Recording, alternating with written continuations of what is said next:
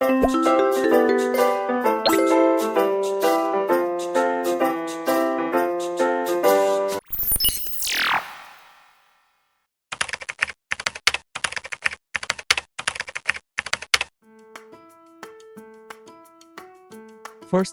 remove the outside casing.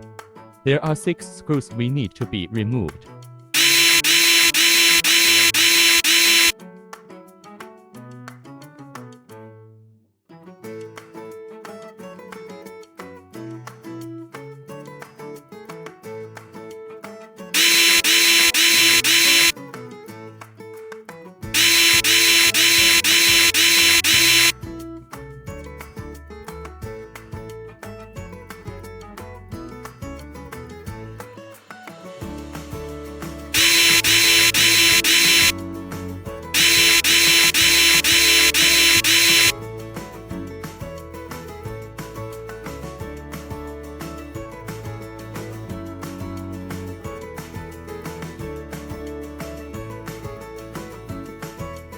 Before installing the casing, it is necessary to apply red glue to the screws here.